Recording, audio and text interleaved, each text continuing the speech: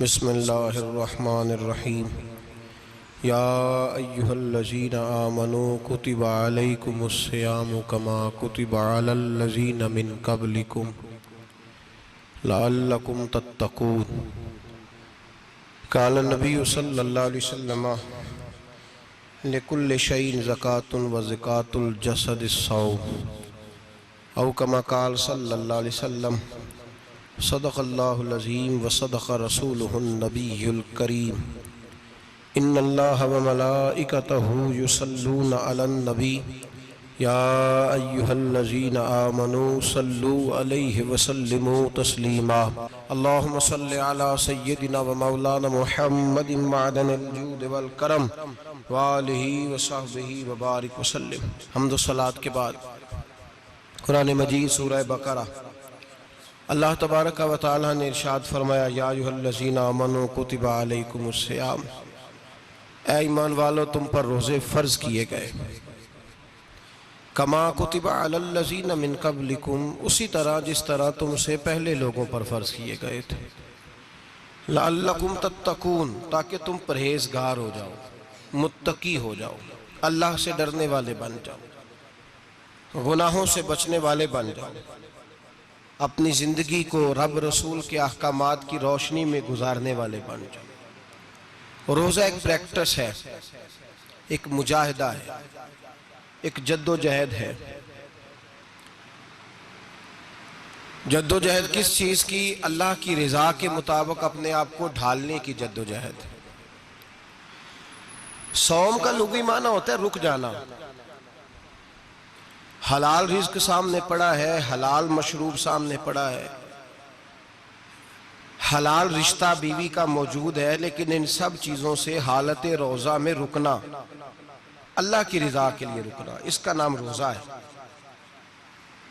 सौम का माना रुकने के हैं, परहेज करने के हैं, बचने के हैं। हर चीज़ मौजूद है लेकिन अल्लाह का हुक्म नहीं है तो लिहाजा खा नहीं सकते।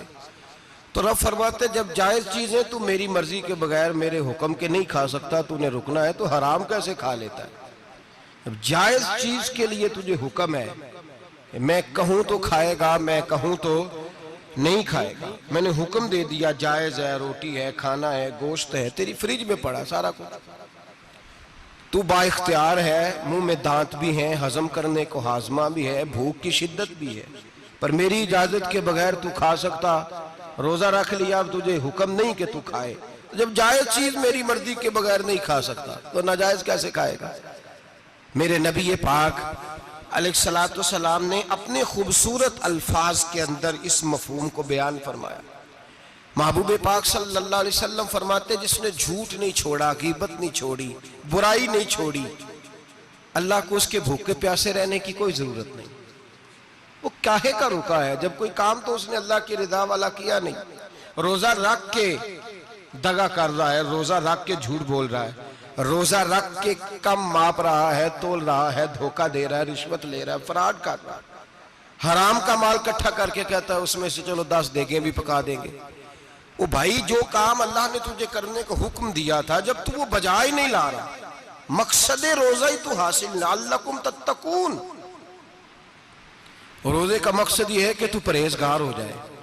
मेरे नबी पाक अलैहिस्सलातु वस्सलाम की बारगाह आली मर्तबत में 2 औरतें आई, ये चीजें खा लो, कहने लगी महबूबा हमने रोज़ा रखा हुआ है। फरमाया नहीं, तुम्हारा तो रोज़ा नहीं है, हुजूर रखा हुआ है रोज़ा, सहरी से लेकर अब तक कुछ नहीं खाया, शाम तक भी नहीं खाएंगी।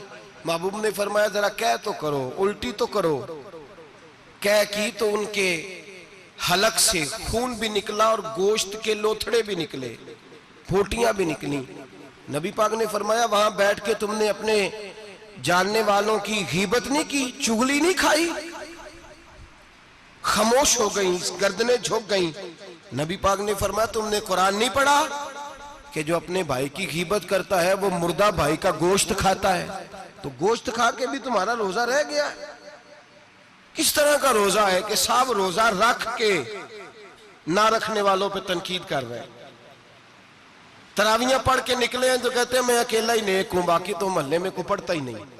ये कैसा तेरा रोज़ा है कि तू रोज़ा रख के तो उसके मकसद को नहीं समझा? लअल्लकुम तत्तकून, रोजादार तो वो है कि रोजा रखा हुआ है, खाने भी से रुका है, पीने से भी रुका है, अमले ज़ौजिय्या से भी रुका है, फिर वो झूठ से भी रुके, गीबत से भी रुके, बदनिगाही से भी रुके, हराम खारी से भी रुके सारी चीजों से।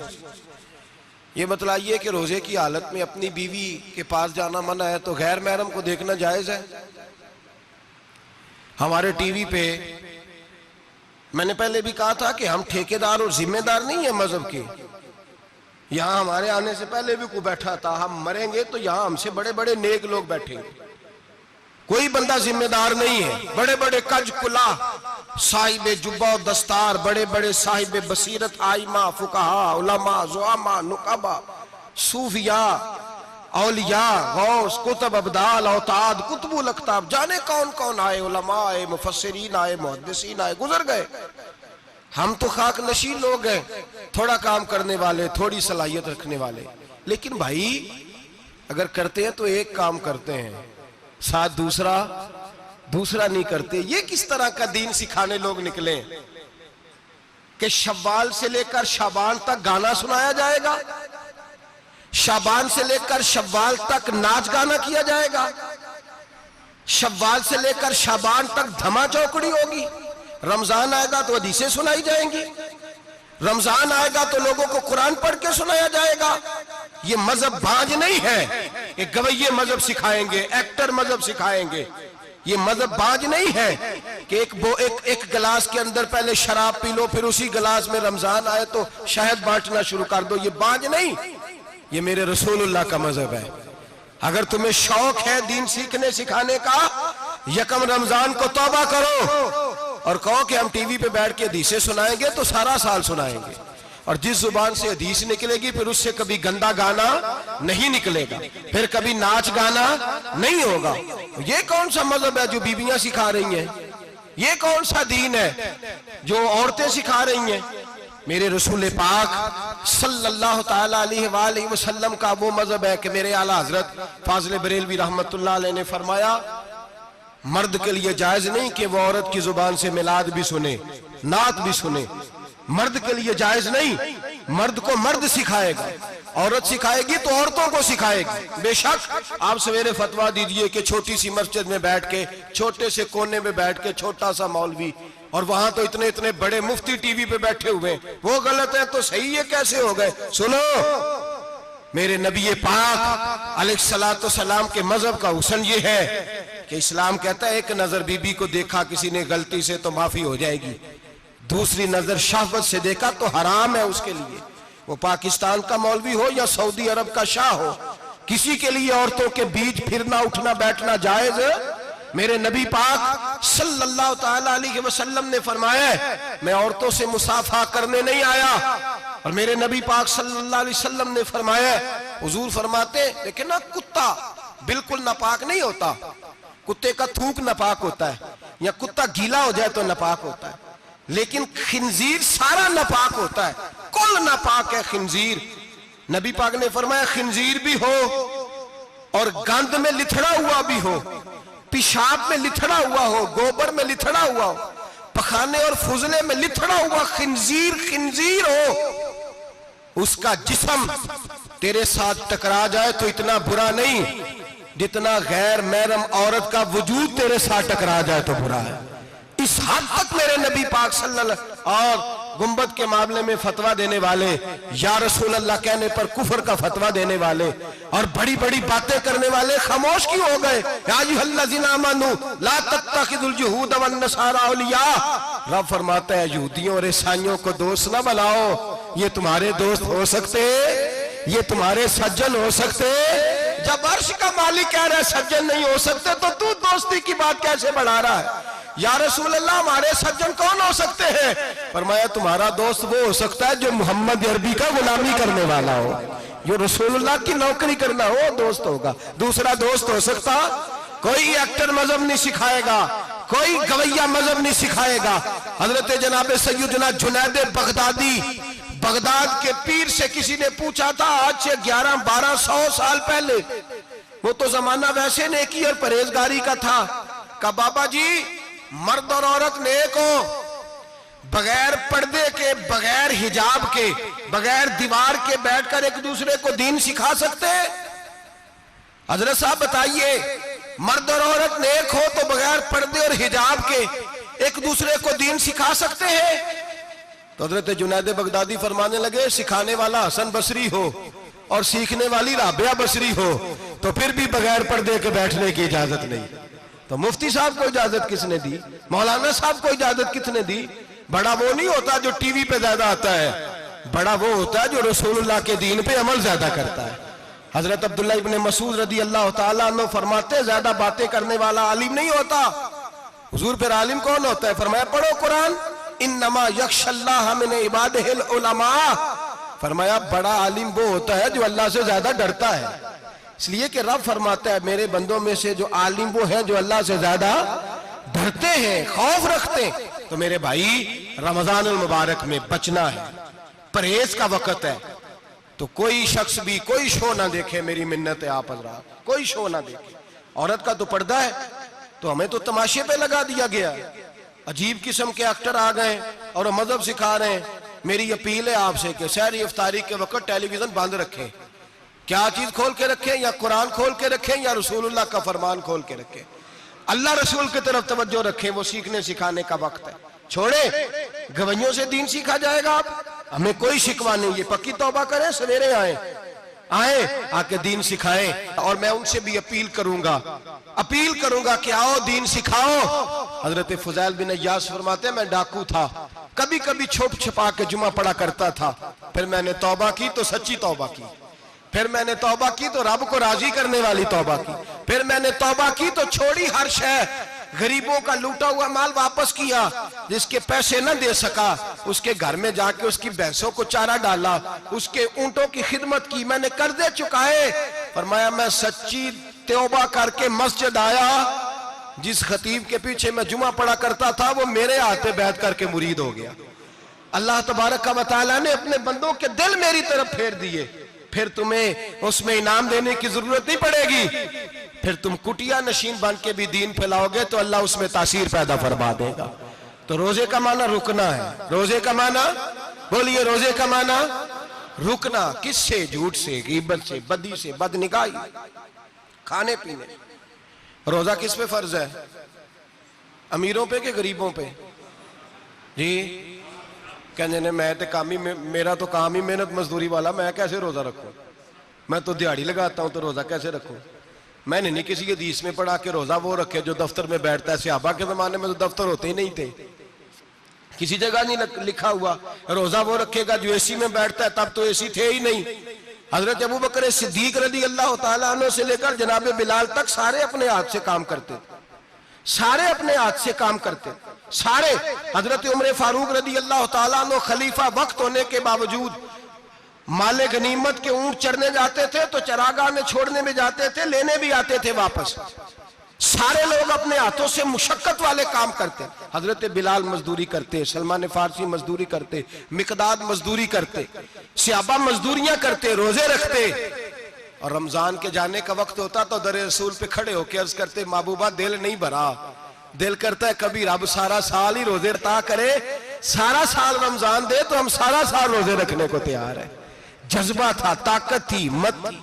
आज नौजवान लड़का है, कहता है मुझसे भूख बर्दाश्त नहीं होती।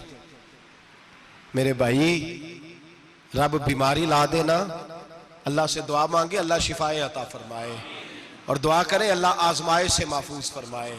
आप यकीन करें, मैंने लोगों को देखा है, हलक से कतरा नहीं उतरता, खुराक की नाली लगी हुई है, आला ग़िज़ाएं पकी हुई पड़ी है। अर्श का मालिक कहता है मैं तेरे हलक से गुजरने नहीं दूंगा, कानून बन गया। मैंने देखा है ड्रिप पे लोग जिंदा है, बोतल लगी हुई है, ग्लूकोज की, गुजारा चल रहा, आला ग़िज़ाएं पड़ी हैं, लाखों रुपया तिजोरी में पड़ा है। मालिक कहता है तू नहीं खा सकता, तो वो खाने नहीं देता, नहीं खाने देता। एक शख्स यूरोप के इलाके का, मैं किसी कालम नवीस का पढ़ रहा था, वो कहता मेरी खरबों में जायदाद है, लेकिन मेरे मैदे में ऐसी तकलीफ है कि मैं आटे को छान कर जो ऊपर से बूरा निकलता है सिर्फ वो खा सकता हूं, उसके अलावा मैं कायनात की कोई नेमत खा नहीं सकता। और मेरे भाई, वो जब चाहे तो बड़े बड़े खाने खाने से तुझे रोक दे, तेरे दांत चबाने के काबिल ना रहे, जुबान निगलने के काबिल ना रहे, मैदा तेरा हजम करने के काबिल ना रहे, वो जब चाहे तो जो मर्जी कर ले। वो कहता चल तू मेरी मर्जी पे चल ना, 1 महीना मेरे कहने पे ना खा, 1 महीना मेरे कहने पे ना खा, तो या अल्लाह तू क्या करेगा? फरमाया सौमु तसहु, मेरे नबी पाक ने फरमाया तुम रोजे रखो, अल्लाह तुम्हें सेहत अता फरमा देगा, अल्लाह तंदुरुस्तियां दे देगा, शिफाएं दे देगा। तुम रोजे रखो, अल्लाह तुम्हें, सुभान अल्लाह, अल्लाह तुम्हें, अल्लाह ताकत देता है, हिम्मत देता है, अल्लाह हिम्मत देता है। मैंने देखा है, मैंने बुजुर्गों को देखा है, ज़ईफ लोगों को देखा है, कमजोर लोगों को देखा है, मैंने देखा है रोजे रखते हुए, मजदूरों को देखा है रोजे रखते हुए। मैं अपने अब्बा जी को कहता, अब्बा जी इतनी सख्त गर्मी और मजदूरी आप करते और मजदूरी के आलम में रोजा रखते, तो कहते पुत्र रोजा की आंदा है, रोजा कदों को जाता है, रोजा अपनी जगह ते वे मजदूरी अपनी जगह होते। और कई दफा मैनू फरमान लगे, मैनू यार समझ कोई नहीं लगती, पता नहीं रोजिया चला ताकत कितों दे छड़दा इन्नी ज्यादा, काम भी ज्यादा करीदा है ते रोजा भी भाई। सौमु तसहु, मेरे मुस्तफा ने फरमाया तो रोजा रख, अल्लाह तुझे सेहत अता फरमा देगा। रब ताला तुझे, यहाँ होटल खुले हुए हैं, यहाँ अजीब हालात है, होटल खुले हुए हैं, लोग बहाने ढूंढते फिरते हैं, कहते हैं कट लग गया था, जरा थोड़ा सा खून निकल आया, सनी प्लास लगाई है तो रोजा नहीं रखा, ये जरा मुझे थोड़ी दिक्कत हो गया तो मैंने रोजा नहीं रखा, खांसी लग गई है तो रोजा नहीं रखा। ओ खुदा के बंदे, रोजा तो नेमत है। और सुभान अल्लाह, मेरे नबी पाक ने फरमाया लिकुल्ल शैइन ज़कात व ज़कातुल जसद सौम, फरमाया हर शय की ज़कात होती है, वजूद की ज़कात रोजा है, रोजे रखो जिस्म की ज़कात निकल जाएगी। फाका करना भी मेरे नबी पाक की सुन्नत है, मिसवाक करना भी सुन्नत है और फाका करना भी। मिसवाक वाली सुन्नत ज्यादा अपनाते हैं लोग, फाका करना भी नबी पाक की सुन्नत है। एक साहब मुझे कहने लगे जनाब बैठ के खाना हुजूर की सुन्नत है, मैंने कहा कभी कभी ना खाना भी नबी पाक की सुन्नत है, ना खाना भी हुजूर की सुन्नत है। और हमारे फुकाहा ने लिखा है जो रोटी ज्यादा खाता है उसमें 2 बातें पैदा हो जाती हैं, क्या क्या? एक बोलता ज्यादा है, दूसरा सोता ज्यादा है, गाफिल हो जाता है। फाका और हकीम अतिब्बा, डॉक्टर कहते हैं कि पेट खाली रहे ना जिस आदमी का, उसका हाफजा मजबूत होता है, उसके ज़हन की गिरा खुलती है। ज्यादा खाने से तो खुमारी चढ़ती है, दिमाग ढूंढते फिरना, रोटी किधर से आज अच्छी है, घर में नहीं पकी तो होटल चले जाना, खाने के सिवा और काम ही कोई नहीं। ओ साहब, मेरे नबी पाक अलैहिस्सलाम ने फरमाया काफर 7 आंतों से खाता है, 7 आंतों से, और फरमाया मेरा मोमिन 1 आंत से खाता है, उसके वजूद में खाने वाली 1 आंत है, काफर 7 आंतों से खाता है। फाका कशी से नूरानियत पैदा होता है, कम खाना। देखे ना, नबी पाक सल्लल्लाहु अलैहि वसल्लम ने अल्लाह से फाका मांग के लिया है, या अल्लाह 1 वक्त रोटी दे, 1 वक्त का फाका दे, मांग के लिया है नबी पाक ने, मांग के। हजरत अबू हुरैरा रदी अल्लाह ताला अन्हु फरमाते हैं भूख ज्यादा लगती थी ना जब मुझे, तो मैं हजरत उमर से, अबू बकर से, उस्मान, मौला अली से कोई मसला पूछ लेता था, और जब मैं मसला पूछता था तो वो मुझे रोटी खिला देते थे। जब मैं उनसे मसला पूछता तो वो मुझे, हजरत अबू हुरैरा फरमाते हैं मुझे भूख लगी, मैं हजरत उमर के पास गया, उनसे मसला पूछा। उनका रिवाज था जब मैं मसला पूछता तो पहले रोटी खिलाते। हमारे बुजुर्ग ये फरमाते हैं कि खाने खिला के दीन पढ़ाओ, सिर्फ तुम्हारा कुतुब खाना नहीं खुला होना चाहिए, तुम्हारा दस्तरखान भी खुला होना चाहिए। किसी ने नबी पाक सल्लल्लाहु अलैहि वसल्लम से पूछा था बेहतरीन मुसलमान कौन है, हुजूर ने फरमाया जो सलाम लेने में पहल करे और रोटी ज्यादा खिलाए, जो रोटी हर वक्त फिक्र करे आ यार तो रोटी खा ले, रोटी खाने की तरफ तवज्जो दिलाए। खिलाना सुन्नत है, ज्यादा खाना इसमें भी फर्क रखे। तो नबी पाक सल्लल्लाहु अलैहि वसल्लम के सहाबी हजरत अबू हुरैरा रदी अल्लाह ताला अन्हु फरमाते मैंने हजरत उमर से मसला पूछा, मैंने कहा हुजूर मसला बताएं, तो कहते पहले उनकी आदत थी जब मैं मसला पूछता तो रोटी भी खिलाते, आज उन्होंने मसला ही बताया है, रोटी कोई नहीं खिलाई। तो मुझे कहने लगे अबू हुरैरा तू सोचता होगा रोटी नहीं इसने पूछी, तूने कब से खाना नहीं खाया? मैंने कहा आज सुबह से। तो जनाब उमर कहने लगे मैंने कल सुबह से नहीं खाया। चल अबू बकर सिद्दीक के घर मसला पूछते हैं। कहते जनाब सिद्दीक अकबर के दरवाजे पे गए, जाकर के उनसे मसला पूछा। उनकी भी आदत थी जब कोई मसला पूछने जाते तो दस्तरखान बिछा लेते, कहते आओ रोटी भी खिलाता हूँ मसले भी बताता हूँ। कहते हैं गए तो उन्होंने भी मसला बताया, रोटी कोई ना पूछी। तो कहने लगे उमर अबू हुरैरा तुम लोगों ने कल परसों से नहीं ना खाया होगा।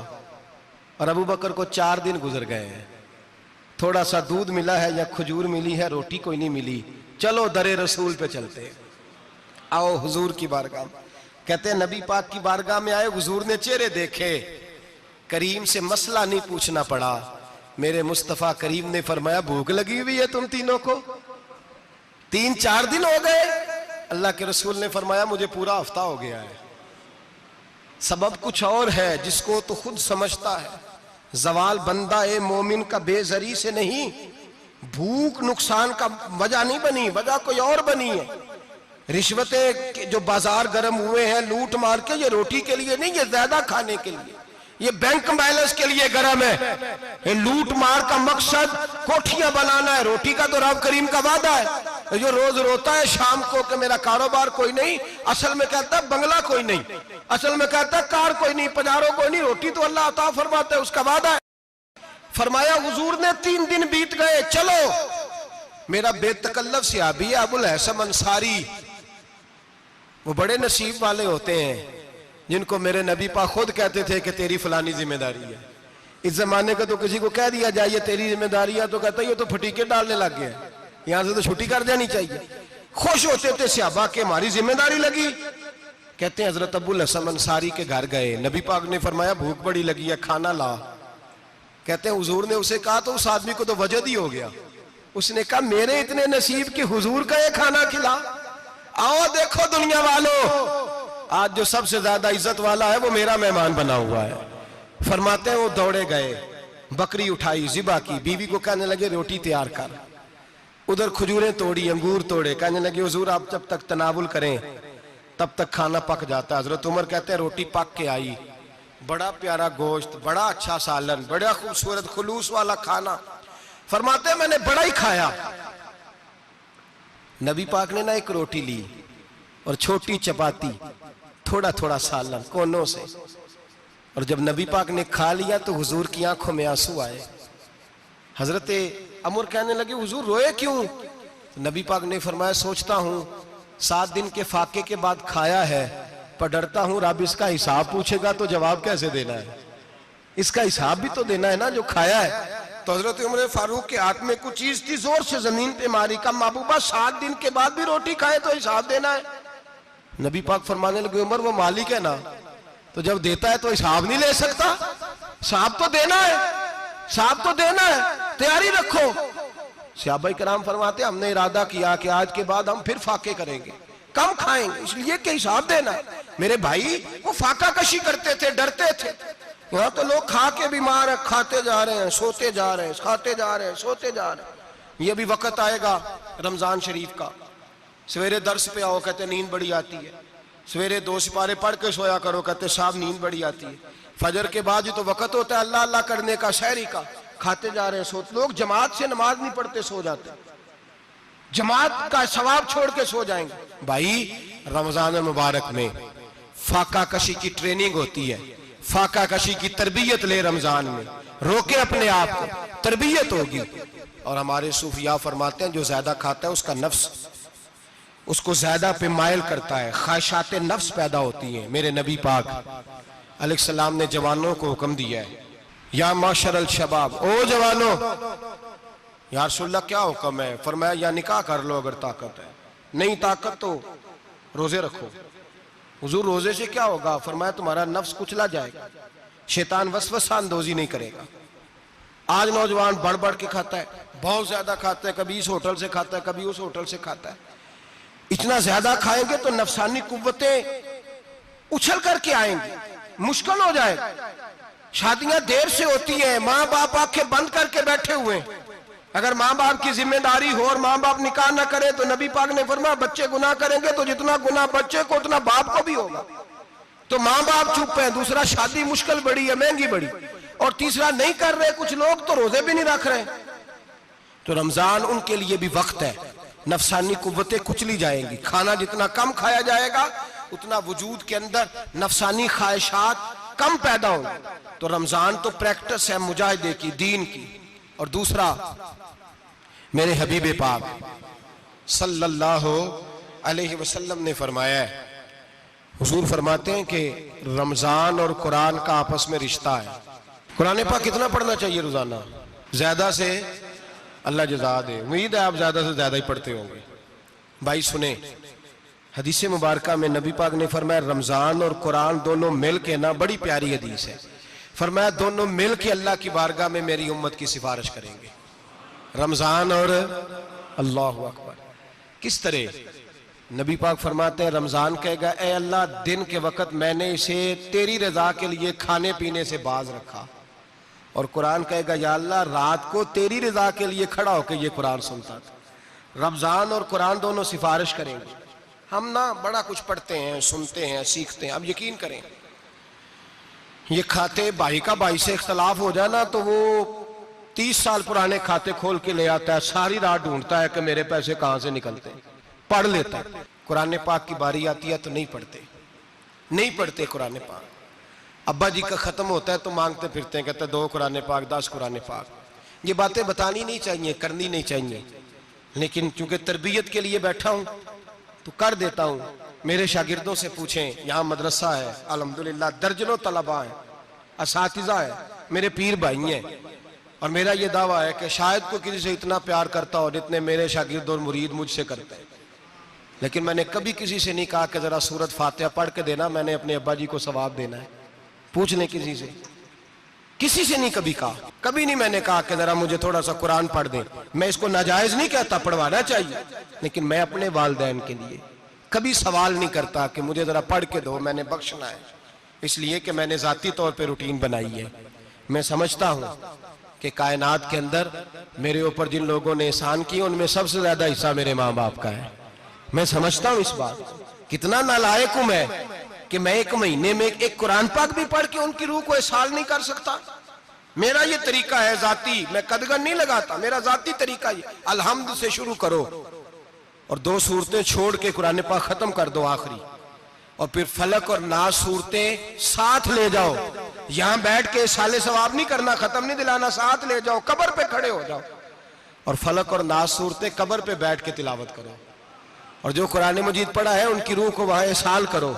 ओ भाई, औलाद जब माँ बाप के लिए पढ़ती है तो उसे कहना नहीं पड़ता अल्लाह बख्श दे, इसलिए कि औलाद की नेकियां खुद ब खुद माँ बाप के खाते में जमा होती हैं, खुद नेकियां जमा होती हैं।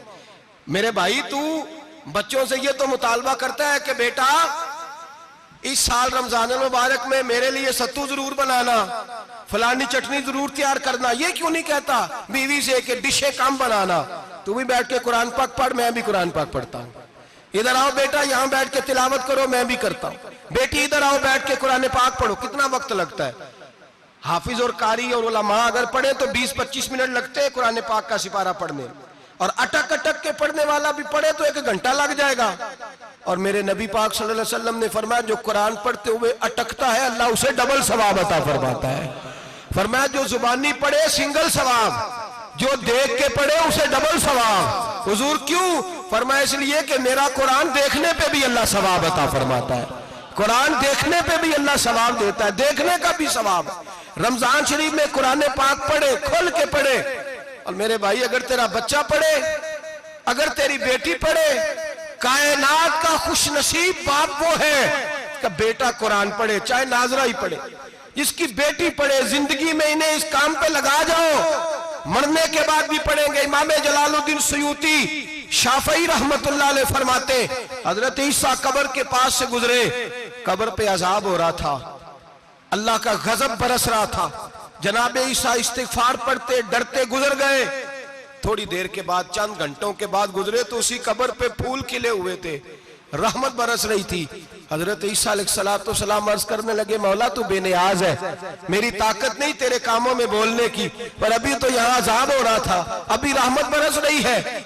जनाब ईसा कहते हैं आवाज़े खुदाबंदी आई, ईसा बंदा बड़ा गुनाहगार था, पापी था, मुजरम था, खताकार था, लेकिन जब इसका इंतकाल हुआ, इसकी बीवी हामला थी, उसके पेट में बच्चा था, बच्चा इसके इंतकाल के बाद पैदा हुआ।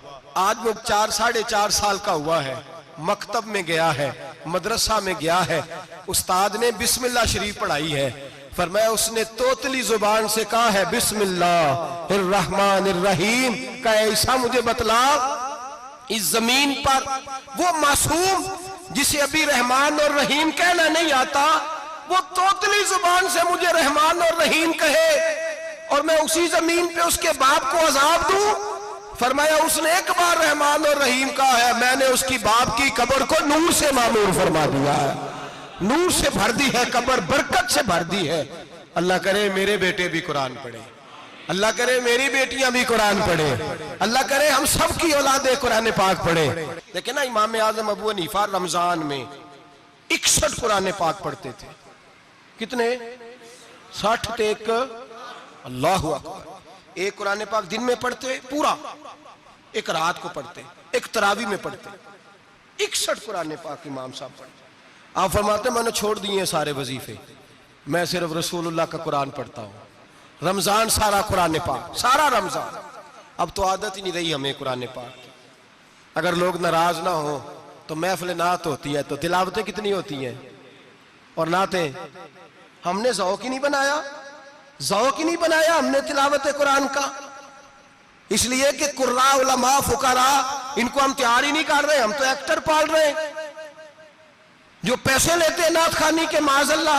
ओ मेरे भाई, क्या कुरान मेरे नबी की नात नहीं? हजरत आयशा सिद्दीका रज़ी अल्लाह तआला अन्हा के पास सहाबा गए, कहने लगे अम्मा जी हमें नबी पाक का इखलाक बतलाएं। तो अम्मा जी कहने लगी जाओ जाके कुरान पाक पढ़ो, काला खुलुकुहुल कुरान, सारा कुरान मेरे नबी के इखलाक का ही नाम है। ये सारी नात है, ये सारी नात है। इस नात को सुनने लोग क्यों नहीं आते? इतना राश में अपने नात में उतना तरावी पे क्यों नहीं होता? और मिल्लत का जवान याद रखे, बूढ़े तरावियां पढ़ते हैं, ज़ईफ तरावियां पढ़ते हैं, घुटनों में दर्द है तरावियां पढ़ते, बीमार बूढ़े तरावियां पढ़ते हैं, जवान वहां चौक में खड़े। क्या जवानी इसलिए है चौकों में खड़ा हुआ जाए? क्या जवानी इसलिए है कि सऊदी अरब जाने के लिए पासपोर्ट बनाना हो तो 2.5 घंटे खड़ा रहे तू, शनाख्ती कार्ड के दफ्तर तू खड़ा रहे, प्रोटेक्टर के लिए खड़ा रहे, काफरों के सामने कासा लेसी करने के लिए तू खड़ा रहे, तू नौकरी पे जाए तो सारी रात खड़ा रहे, और तू कुरान के लिए खड़ा नहीं होता? मेरे महबूब ने फरमाया मन कामा ईमानन व इहतिसाबन गुफिरा लहु मा तक़द्दम मिन ज़ंबि। फरमाया जो रमजान मुबारक में अल्लाह की रिजा के लिए गुनाहों की माफी के इरादे से कयाम करेगा, रातों को इबादत करेगा, अल्लाह उसके पिछले सारे गुनाह माफ फरमा देगा। नौजवान इरादा करें, प्रोग्राम बनाएं कि इंशाअल्लाह कुरान पढ़ना भी है, कुरान पढ़वाना भी है, सुनना भी है, और इंशाअल्लाह बोलिए सुनना भी है और पढ़ना भी है और पढ़ाना भी। हिम्मत करें, दलेरी करें, आके खड़े तो हो, अल्लाह तौफीक अता करेगा। पहली बात यह कि रोजा रखें, दूसरी बात यह कि कुरान पाक की तिलावत करें, और रोजा रखें तो रोजे के सारे हुस्न समेत उसे रखें। नबी पाक ने फरमाया रमजान गमखारी का महीना है, गमखारी करें। हमारे जमाने में 2 किस्म की तकलीफें हैं। एक तो गरीब आदमी, उसका हाल यह है कि वो मांगते ही गुजारा करना चाहता है, उसने हाथ यूं कर लिया है तो अब उसका यूं होने को तैयार नहीं। जरूरत अगर किसी आदमी को किसी दरवाजे पे ले जाती है तो बुरा नहीं, लेकिन सवाल का अपने ऊपर दरवाजा खोल लेना ये ठीक नहीं। फाका कशी पैदा करें, हौसला पैदा करें, थोड़े पे गुजारा करना सीखें। गरीबों को भी इजाजत नहीं कि वो निकल खड़े हों मैदान में मांगने के लिए। टोलियां निकलती हैं रमजान में, जत्थे निकलते हैं खैरात इकट्ठी करने वाले। बचें। मेरे नबी पाक सल्लल्लाहु अलैहि वसल्लम ने फरमाया जिसने बगैर जरूरत के सवाल किया, जब कयामत के दिन आएगा तो उसके चेहरे के ऊपर गोश्त नहीं होगा, सिर्फ ढांचा ही होगा। इतनी भयानक सूरत में आए, बगैर अशद जरूरत के सवाल न कर, कभी सवाल न कर। और अमीरों से गुजारिश है कि रमजान हमदर्दी का महीना है, हमदर्दी करें तो सामने वाले की इज्जत का भी ख्याल करें। ये बात दुरुस्त है कि गरीब सियाना नहीं होता, इसलिए कि जिसकी जेब में पैसे नहीं होते भाई उसे अकल भी नहीं होती। जिसके घर कार नहीं होती उसे चलाने का तरीका, जिसके घर ओवन नहीं होता उसे चलाने का तरीका भी नहीं आता। जिसके घर में चीजें होती हैं उसे चलाना भी आ जाता है। जिदे घर दाने ओदे कमले भी उसके सियाने हो जाते हैं। तो चौधरी साहब, सेठ साहब, नवाब साहब आटा तकसीम करते हैं, खड़े होके फोटो खिंचाते हैं, फेसबुक पे देते हैं, और एक आटे का थैला और 10 अखबारों में फोटो। अल्लाह से डरें। रमजान हमदर्दी का महीना, हमदर्दी का। गरीब को दें तो उसकी इज्जत को रुसवा ना करें। मेरे नबी पाक अलैहिस्सलाम के सहाबी हजरत अब्दुल्लाह इब्ने उमर रदी अल्लाह तआला अन्हु ढूंढ के लाते थे मिस्कीनों को, ढूंढ के और जब लाते थे तो अपने दस्तरखान पर बिठाकर अपने साथ अफ्तारी कराया करते थे। और फिर फरमाया अल्लाह ताला ने लन तनालुल बिर्रा हत्ता तुनफिकु मिम्मा तुहिब्बून, अल्लाह के रास्ते में वो चीज देनी है जो तुम्हें ज्यादा प्यारी हो। कौन सी चीज जो तुम्हें, मैं थोड़ा सा बेबाक हूं, बाज दोस्तों के साथ, सबके साथ नहीं। एक दोस्त मदरसे में घी देने आए एक दफा, तो वो वाला घी दे गए जो सबसे सस्ता था। तो मैंने कहा मुझे दयानतदारी से बचाए, आप यही खाते हैं घर में? कहने लगे नहीं। तो मैंने कहा फिर हमने बच्चे मारने के लिए तो नहीं ना रखे हुए, क्या वो वाला घी अल्लाह के रास्ते में प्यारी चीज दे रही है ना, इसलिए गले गले नोट लोग मस्जिद के गले में डाल जाते हैं, फटे हुए डाल जाते हैं, कहते हैं जोड़ लेंगे मौलवी साहब। और खुदा के बंदे प्यारी चीज देनी थी तूने, और तूने उसका तर्जमा उल्ट कर लिया है।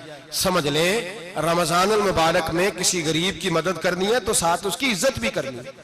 नबी पाक अलैहिस्सलाम के दरवाजे पर जब से, ये जुमला एक है लेकिन बड़ा कीमती है, सहाबा कहते हैं जब हम दरवाजा रसूल पे जाते थे खैरात भी मिलती थी और इज्जत भी मिलती थी। खुद भीख दे खुद ही कहें मंगते का भला हो, खैरात भी मिलती थी और इज्जत भी मिलती थी। नबी पाक साथ इज्जत भी देते थे, मिस्कीन को गरीब को दें और खैर खाई करें। जूते बेचने वाले जूतों के रेट सस्ते करें, कपड़ा बेचने वाले कपड़े का रेट, दर्जी साहब भी रेट सस्ता करें, दुकानदार भी चीजों का रेट, हकीम साहब पैसे कम लें, डॉक्टर पैसे कम करें, हुकूमत निर्खों में कमी करे, और ये काम इज्तिमाई तौर पे करें। मेरे नबी पाक ने फरमाया रमजान गमखारी का महीना है, इसमें गमखारी करनी है, दूसरे का ख्याल करें, इशार करें, कुर्बानी करें। यहाँ हर चीज का रेट बढ़ जाता है रमजान शरीफ में। हर आदमी कहता मेरा सीजन आ गया है, तवज्जो बढ़ाएं, ख्याल करें, गमखारी का महीना है। और फिर आप लोगों से ये भी गुजारिश है कि रमजानुल मुबारक का जब महीना आए तो जिस आदमी के साथ नेकी करनी है वक्त पे करें। किसी गरीब को पैसे देने हैं, कपड़े देने हैं तो यकम रमजान को दें। मैं अक्सर दोस्तों से पूछता हूं, मैं कहता हूं कारी साहब जोड़ा कदों देंदे हो? कहते 27वीं वाले दिन। मैं क्या मैनू लग गई समझ, ਤੁਹਾਡੀ साजिश है कि ਜਿਹੜੇ ਸਵਾ ਕੇ ਪਾ ਨਾ ਲਵੇ। ਐਵੇਂ ਮੌਲਵੀ ਚੌਧਰੀ ਸਾਹਿਬ ਦੇ ਨਾਲ ਦੇ ਕੱਪੜੇ ਪਾ ਲੇ ਤੇ ਕਿੱਥੇ ਲਿਖਿਆ ਇਹਨੂੰ ਦੇਣਾ 27ਵੀਂ? ਤੁਸੀਂ ਦੱਸੋ 27ਵੀਂ ਵਾਲੇ ਦਿਨ ਕੋਈ ਦਰਜੀ ਸੀ ਕੇ ਦਿੰਦਾ? ਉਹਨੂੰ 3 ਗੁਣਾ ਵੀ ਪੈਸੇ ਦਈਏ ਤੇ ਕਹਿੰਦਾ ਜਿਹੜੇ ਬਾਕੀ ਨੇ ਉਹਨਾਂ ਦੇ ਨਹੀਂ ਬਟਨ पे ਲੱਗਦੇ ਮੇਰੇ ਕੋਲੋਂ, कित्थों जोड़ा सीख। तो किस दिन देते हो कारी साहब को? क्या मकसद है? पहनने के लिए दे रहे हो या इसलिए दे रहे हो कि ना पहन सके? तो भाई आप जब किसी को कुछ चीज देंगे तो कब देंगे? जब वो इस्तेमाल कर सके। गरीब को लोग फतराना देने जाते हैं ईद से एक दिन पहले, तो क्या करेगा उसका? वो ना तो कपड़े खरीद सका ना रोटी ला सका। बल्कि मेरे हजरत साहब फरमाते हैं रमजान से पहले दे दो, रमजान की नीयत करके रमजान से 1-2 दिन पहले दे दो, अल्लाह रमजान जितना सवाब ही अता फरमाएगा। रमजान से पहले दो जिसको कुछ है दिन, कबल अज वक्त तैयारी करो। और मेरे किबला साहब फरमाया करते अपने कपड़े बाद में, गरीब के बच्चों के कपड़े पहले, अपने घर की जरूरियात बाद में, गरीबों की जरूरियात इसलिए कि अल्लाह पाक ने उनका रिजक भी हमारे घर भेज दिया है। हमारी ड्यूटी लगाई है कि तुमने बांटना, बांटने वाले बनो।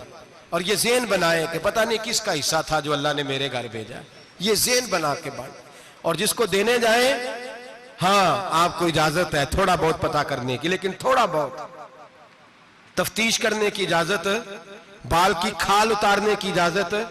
मैंने देखा है लोग गरीबों का इंटरव्यू लेते हैं, तेरा तो फलाना कमाने वाला नहीं, तू तेरा तो फला बच्चा। ओ भाई बहुत सारे गरीब ऐसे हैं, बड़े हैं जो कमाने की कोशिश करते हैं लेकिन उनका सबब नहीं बनता। हाँ हाँ है ऐसे लोग जो सऊदी अरब चले गए हैं, कहते हैं तेरा तो फला बाहर नहीं गया है, गया है, लेकिन सारे सऊदी अरब जाने वाले भी माल कमाने की ताकत नहीं रखते। कई वहां भी बैठ के बेचारे कर्जों में उलझे हुए हैं, वहां वालों के जुल्म का शिकार है। बहुत सारी आजमाइशों में तू तफ्तीश करता है। मेरे इमाम शाफी का एक जुमला अगर आपको याद रह गया तो बात बन जाएगी। इमाम शाफी रहमतुल्लाह, बल्कि हजरत गौसे आजम जिलानी के पास वो बात आपको ज्यादा फायदा देगी। हजरत गौसे आजम जिलानी को उनका एक मुरीद समझाने लग गया, कहने लगा हजरत जी आप सबको देते रहते हैं, हर बंदा मुस्तहिक नहीं होता, जरा टटोल के दिया करें। तो गौसे आजम जिलानी फरमाने लगे भाई मुझे तो लगता है तू भी उन चीजों का मुस्तहिक नहीं था जो अल्लाह ने तुझे अता कर दी है। पहले तू बता तू मुस्तहिक था, तुझे अपनी हैसियत औकात का पता है जो अल्लाह ने तुझे दे दी है? ताकत थी, क्वालिटी थी, तेरे अंदर वो सलाहियत थी। रब ने तो नहीं तेरी तफ्तीश की कि तू काबिल है कि नहीं, तू अल्लाह के बंदों की तफ्तीश करता पड़ता है। इमाम शाफी फरमाया करते, इमाम शाफी फरमाते रब तुझे परख के नहीं देता, टटोल के नहीं देता, रुसवा करके नहीं देता, तू गरीबों के साथ ये सारा जुल्म क्यों करता है? बस पता चल गया वो जरूरतमंद है तो दे, इसलिए कि अजर तुझे गरीब ने नहीं देना, अजर अल्लाह ने देना है। और अल्लाह अजर अमल पे नहीं देता, अल्लाह तो नियत पे अजर अता फरमाता है। तो नियत देख तेरी किस तरह की। तो मेरे भाई गरीब को दें, कबल अज़ वक़्त दें। रमजान मुबारक में चौथा काम, बात आखिरी और चौथा काम सुने, रमजान में दीन सीखें। शैतान कैद होता है ज्यादा से ज्यादा, और जब आदमियों का पेट खाली होता है ना तो ज़हन जो होता है ना वो भी उसका फ्रेश होता है। उसमें कोशिश करें दीन सीखने की। मेरे नबी करीम सल्लल्लाहु अलैहि वसल्लम ने इस दीन को इल्म का दीन करार दिया है, शऊर का दीन करार दिया है, फहम का दीन करार दिया। नबी पाक सल्लल्लाहु अलैहि वसल्लम ने फरमाया एक इबादत करने वाला इशा के बाद खड़ा हो और फजर तक नमाज पढ़ता रहे। एक आलिम दीन इशा पढ़ के सो जाए, उठ के फजर पढ़ ले, तो वो 70 इबादत करने वालों का दर्जा ज्यादा नहीं, आलिम का दर्जा फिर भी ज्यादा है। उस आलिम दीन का दर्जा ज्यादा है, इसलिए कि वो लोगों को आगाही देता है, शऊर बख्शता है। ये दीन जो है ये, और नबी पाक सल्लल्लाहु अलैहि वसल्लम ने फरमाया इबादत करने वाले पर आलिम का दर्जा उतना ही ज्यादा है जितना मेरा दर्जा अपने गुलामों पर ज्यादा है। आलिम को हुजूर ने इतना बड़ा मकाम दिया। दीन सीखें, शऊर हासिल करें, ये फकाहत का दीन है, शऊर हासिल करने का दीन है। और नबी पाक सल्लल्लाहु अलैहि वसल्लम ने फरमाया दीन की एक बात सीख लेना 1000 नफल पढ़ने से ज्यादा दर्जा रखती है। दीन की एक बात सीख लेना 1000 जनाजे में शिरकत से ज्यादा दर्जा रखती। दीन की एक बात सीख लेना, मेरे नबी पाक सल्लल्लाहु ताला अलैहि वसल्लम इरशाद फरमाते 1000 मरीज की इयादत करने से ज्यादा दर्जा रखती है। फरमाया जिसने रात के एक लम्हे में दीन की एक बात सीखी, अल्लाह उसे सारी रात इबादत करने से ज्यादा सवाब अता फरमाएगा। मेरे ऐसा फरमाया करते जब सीखने वाले को ये सवाब मिलेगा तो बताइए सिखाने वाले को कितना सवाब मिले, उसे अल्लाह कितना दर्द। रमजान आ रहा है, शैतान कैद है, दीन फैलाने की कोशिश करें, जद्दोजहद करें।